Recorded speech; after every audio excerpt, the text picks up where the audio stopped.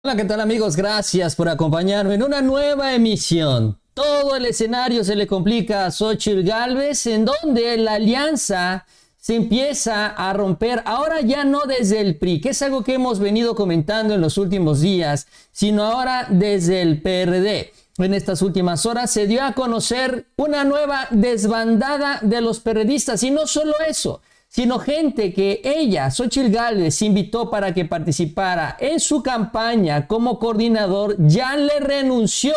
Y no nada más porque están inconformes con lo que se está dando y cómo están manejando la campaña, sino porque se hartaron de Xóchitl Gálvez.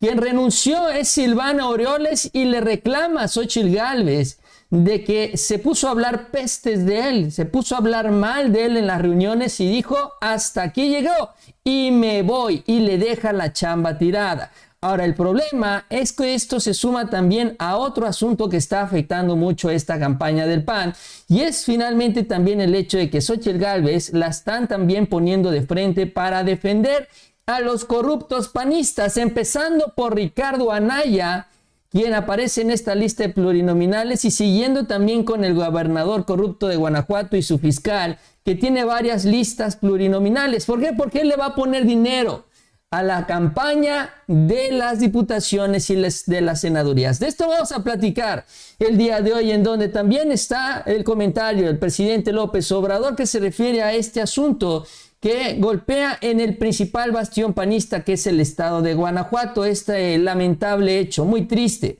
que se dio con los jóvenes que perdieron la vida en esta posada. De esto vamos a hablar el día de hoy. Este escenario y de Dante Delgado, porque aseguran que esa persona detenida en Segalmex ya está empezando a soltar la sopa, y dice ya algunos trascendidos que habrían desviado recursos de la Segalmex, de estos que se robaron, para las campañas en Jalisco y en Nuevo León, para las campañas en los estados de Enrique Alfaro y de Samuel García. Así también las versiones que empiezan a circular. Dante Delgado ya también subió una serie de tweets respondiendo a estas acusaciones. Así que gracias por acompañarme durante los próximos minutos, y vamos a iniciar.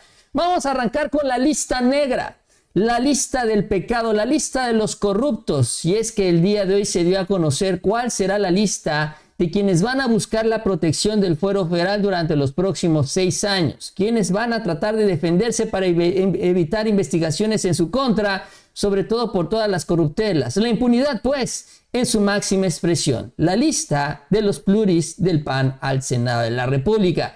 Y es esta. En primer lugar, el corrupto mayor Marco Cortés, que se pone ahí y será senador. De ahí viene Karen Michel González, diputada federal por Guanajuato. Es una pieza, pues, es un espacio para Diego Sinué. Diego Sinué va a usar recursos del Estado para patrocinar el proceso para las diputaciones y senadurías. Xóchitl está perdida, todos ellos lo saben, y nadie va a apostar por ella, mucho menos Diego Sinué, y por eso le dan su lugar número 2. De ahí Ricardo Anaya, prófugo de la justicia en los Estados Unidos.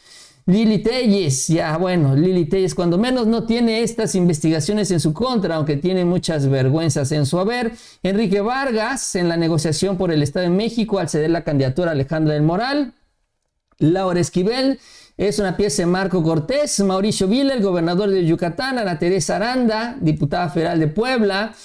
Y John Robert Hernández, otro funcionario de Diego Sinué, secretario inmigrante de Guanajuato. O sea que Diego Sinué se lleva 2 espacios en las pluris al Senado. Ya se imaginarán el tamaño también del compromiso de Sinué con el propio Marco Cortés y viceversa. Y esta es la lista negra. Estos son los corruptos del PAN que van a llegar al Senado. No todos, va a ser dependiendo la cantidad de votos, pero yo creo que cuando menos hasta el 6, por ahí eventualmente hasta el 7 estarían llegando. Entonces vamos a ver cómo se define esto, pero es un hecho que Marco, Ricardo Anaya, Lili Telles van a ser senadores, entre otros tantos más. Y empiezan los cuestionamientos, sobre todo el hecho del por qué. ¿Por qué Ricardo Anaya, que ni siquiera se atreve a pisar nuestro país por estos compromisos que tiene con la justicia, por el caso de Emilio Lozoya y la corrupción con la reforma energética de Peña Nieto, Bueno, ¿por qué llega a esta posición? ¿Por qué sale el partido a defender a un corrupto prófugo? Y Xóchitl Gálvez pues tiene que salirlo a defender. Ella es panista, ese es su papel, ese es su trabajo. Para eso la pusieron ahí, no la pusieron para ganar las elecciones, sino para justificar estas decisiones. Y pues ella se lava las manos, sobre todo asegurando que Ricardo Anaya, dice ella, pues no tiene problemas con la justicia. Ese es el argumento. Vamos a ver. La lista de los plurinominales, entre ellos viene Anaya. ¿Qué opinas al respecto? Referente es prófugo de la justicia. ¿Qué opinas al respecto? ¿Busca fuero? A ver, mira, la verdad de las cosas es que nunca ha habido una orden de aprehensión contra Anaya. Hubo una investigación y hasta ahí se quedó.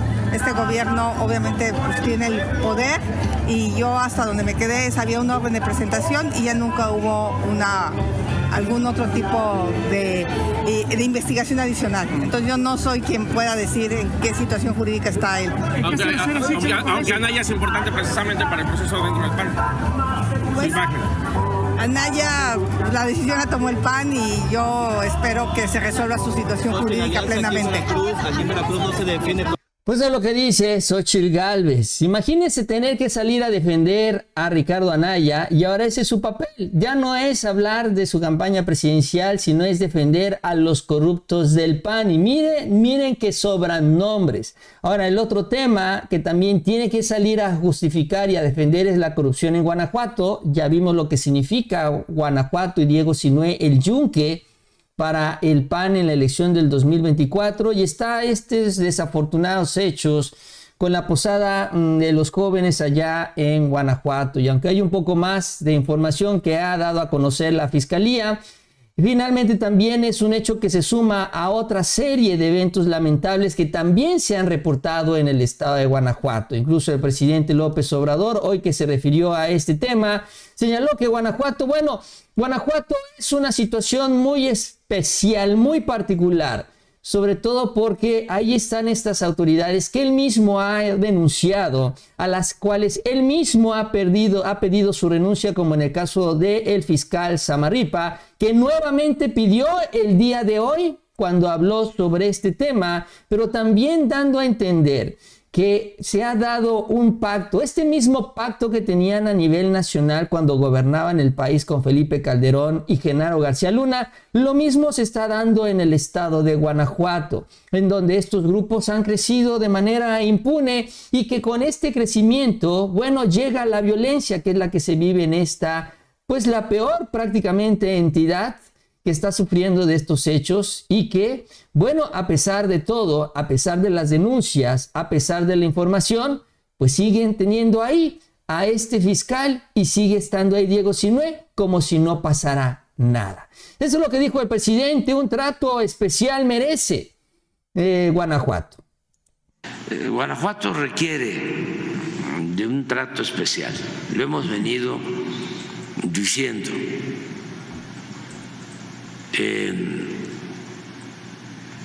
Ya son varios casos así y es un problema, yo considero, estructural, de fondo,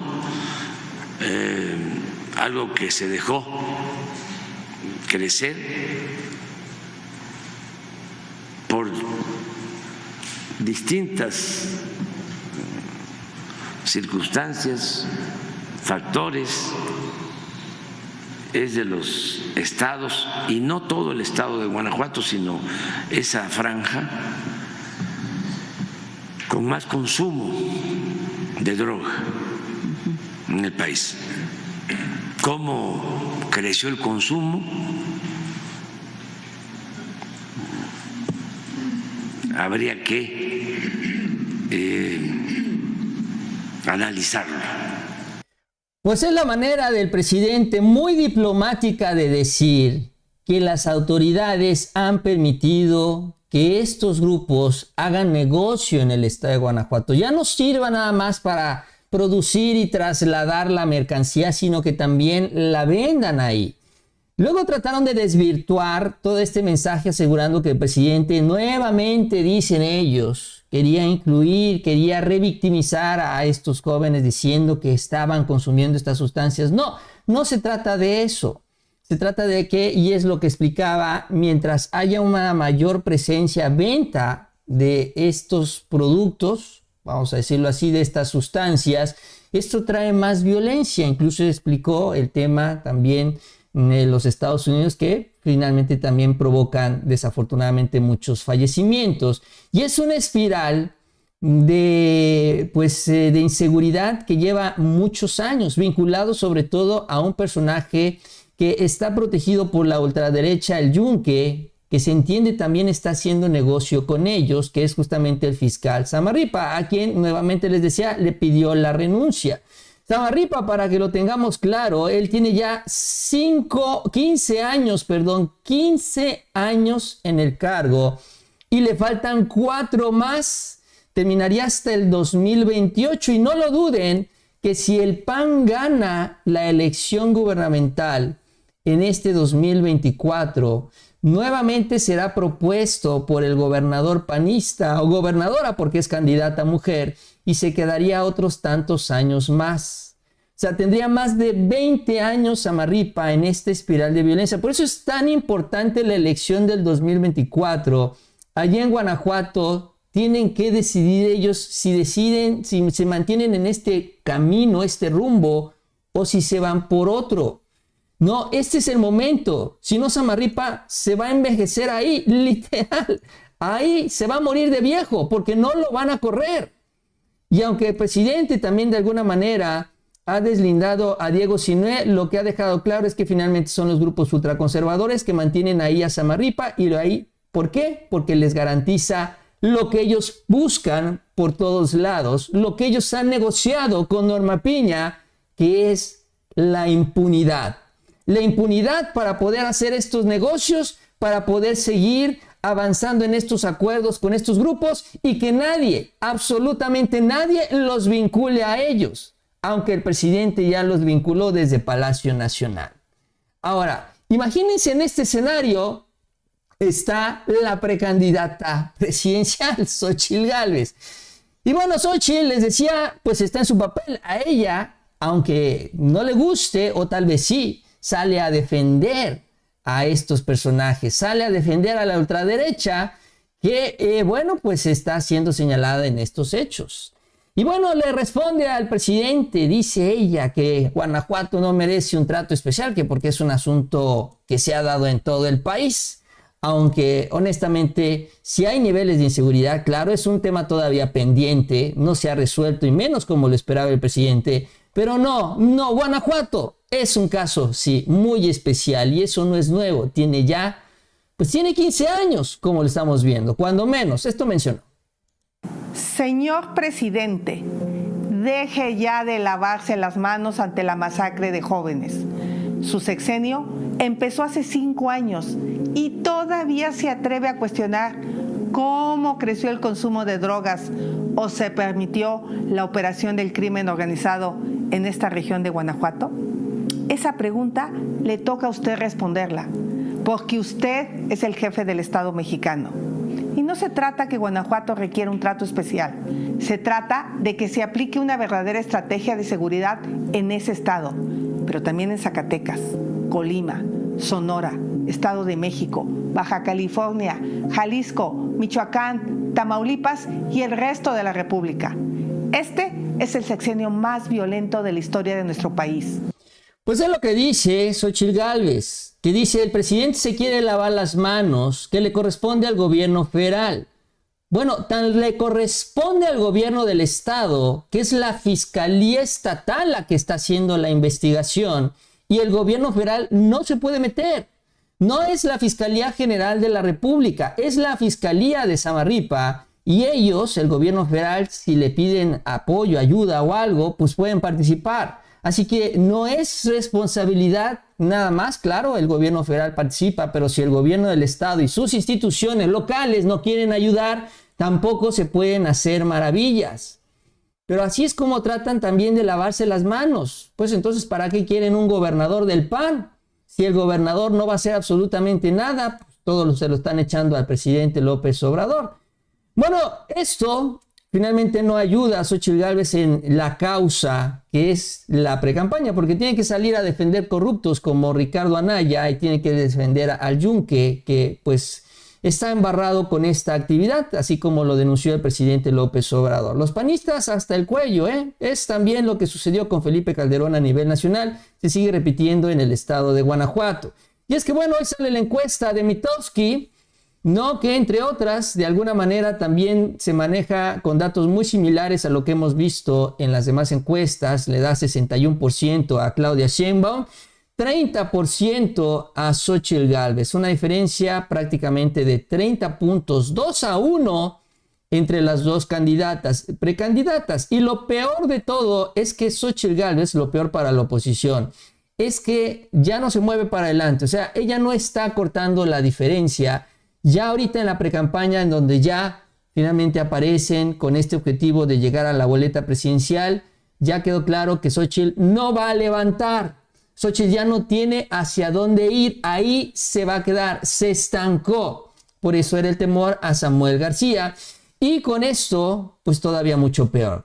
Ahora, en este escenario y en este contexto, pues también ya empiezan las rupturas y empiezan las ratas, literal, porque también vamos a hablar de otra, a abandonar el barco. Porque cuando tienen la ilusión y la idea de que puede llegar a la presidencia, pues todos se suman, todos se van ahí poniendo de rodillas y dicen, aquí estamos para trabajar a disposición de usted, señora precandidata. Pero cuando saben que no van a llegar ni a la esquina, entonces ahí es donde se pierde la paciencia y se pierde muy rápido y viene la renuncia, la primera, que yo creo que van a ser varias. ¿Por qué? Porque ya no hay nada que hacer ahí. Y es Silvano Aureoles. Silvano el día de hoy sube el siguiente mensaje y miren lo que escribe. Ante las constantes descalificaciones de las que he sido objeto en varias reuniones privadas por parte de Xóchitl Gálvez, en un acto de congruencia he decidido no aceptar la encomienda que me hiciera en su equipo de Fuerza y Corazón por México. Desde lo más profundo de mi corazón anhelo que ganemos la presidencia de nuestro país y tengan por seguro que desde mi trinchera abonaré como siempre lo que he hecho a que el México que soñamos sea una realidad. Dice Silvano Aureoles. Entonces, Xóchitl Gálvez se ha puesto a hablar pestes de Silvano Aureoles en las reuniones privadas que han tenido, entiendo yo, con el equipo de trabajo, con la gente que está ayudándola a crear, darle forma a su plataforma electoral. Ahí se pone a hablar pestes de él. Silvano Aureoles dice, pues no tengo que andar aguantando esto, si Xóchitl Gálvez no va a ganar, al carajo con Xóchitl Gálvez, y le dice, me voy, me largo de aquí y ahí te ves. Incluso, bueno, ¿qué cargo es el que tenía Silvano Aureoles? Bueno, él era el coordinador de desarrollo sustentable del Frente Amplio por México y ya finalmente le dice adiós. Así que ya hay dos espacios disponibles. Este del desarrollo sustentable, que en teoría tiene que ver con las energías limpias, todo el cambio climático y demás, que supuestamente es una de las prioridades para la oposición. Y la otra que la propia Xóchitl Gálvez reconoció, en la mesa de transparencia y anticorrupción, ahí nadie se decidió sumar como coordinador, está vacío. Nadie sabe cómo combatir la transparencia ni la corrupción ahí y nadie la quiere combatir. Entonces ya tenemos estas dos y entonces tenemos el primer rompimiento formal oficial, la primera renuncia al equipo de precampaña de Xóchitl Gálvez, cortesía de Silvano Aureoles, que en este contexto que venimos hablando de los corruptos y los tranzas, pues hasta un favor le hace, vamos a decirlo así. ¿Por qué? Bueno, Silvano, hay que recordar, está siendo investigado por la Fiscalía General de la República por un desvío de 2,000 millones de pesos en Michoacán. Hay que recordar que también él hizo una serie de desvíos para financiar a Latinus, sobre todo con los servicios de salud, pagando de entrada reportajes que salieron sobre medicamentos, pero sobre todo mastografías que fueron contratadas, que nunca se realizaron y que terminaron siendo pagadas a estos proveedores del clan de Roberto Madrazo, entre tantas otras cosas más, dinero que se perdió y que denunció a Alfredo Ramírez Bedoya cuando llegó incluso a la gubernatura, presentó las denuncias y ahí están las investigaciones. O sea que sí, podemos decir que literal la rata abandona el barco porque ya se está hundiendo y son los primeros en salir, las ratas. Lo importante y lo interesante es que son los perredistas, de ahí no lo duden, vendrán los priistas y como los panistas son los que se están repartiendo el pedazo más grande del pastel, ellos se van a quedar hasta el final, hasta que se den cuenta que ya no les tocó ningún pedazo en la repartición. Entonces, vamos a ver esto, yo creo que por etapas, y conforme se vaya confirmando ya a un par, 2, 3 meses antes de la elección, se va a venir una desbandada total, porque ya no hay mucho que hacer ya con una candidata que no puede levantar una diferencia del 100% con respecto al primer lugar. Y bueno, esto en cuanto a los panistas y perredistas. Ahora vámonos con Movimiento Ciudadano, la oposición embarrada hasta el tuétano. El día de hoy Darío Celis en su columna habla sobre las declaraciones que habría hecho René Gavira. ¿Se acuerdan? Este señor estaba en Segalmex, es el que manejó los contratos y desvió más de 9,000 millones de pesos. Es cuando menos lo que se ha identificado hasta el momento en una investigación, ojo, ordenada por el presidente López Obrador, que no cerró los ojos, sino ordenó que se llegara hasta el final. Y ya está empezando a soltar la sopa y sobre todo a decir cómo se invirtió este dinero. Y terminó en campañas políticas. De acuerdo a lo que señala Darío Celis, el exdirector de administración de Segalmex, fue detenido hace unos días, ha empezado a declarar porque busca convertirse en testigo protegido, revelando que el desfalco se lo dio a su socio Hugo Rosales Vadillo, quien fuera secretario de gobierno de Durango del 2010 al 2016 con Jorge Herrera Caldera, el priista. Refiere Gavira que le entregó a Rosales, a este señor, a su socio, en los primeros 12 meses del gobierno del presidente de la 4T, del presidente Obrador, alrededor de 3,500 millones de pesos. Eso fue lo que le entregó en el primer año con los contratos para distribución de productos como leche en polvo, que pues se pagó, pero nunca se entregó. O sea, fue un negocio al 100%, no fue nada más que se descontó el diezmo y se llevaron una lanita y se entregó la leche. No, se robaron la lana, literal. Agarraron el dinero, lo pagaron y no se entregó nada. Y bueno, Rosales enfrenta, el socio, esta orden de aprehensión y se encuentra prófugo de la justicia y tiene su ficha roja. Sin embargo, lo que se menciona es que este señor Rosales apoyó a Movimiento Ciudadano con recursos en las elecciones de los gobiernos de Jalisco y Nuevo León y tiene vínculos con Dante Delgado y con su hijo. Entonces aparece ya esta figura de Gavira con Hugo Rosales y Dante Delgado y empezamos a ver también cómo se empieza a mover el dinero. Ahora, obviamente en el caso de Enrique Alfaro, pues no, porque todavía Segalmex no estaba funcionando para la elección de Alfaro, pero sí ya en los procesos posteriores, y ni se diga aquí sí embarrando lo que sería la elección de Samuel García. Ahí los recursos que habría obtenido Movimiento Ciudadano.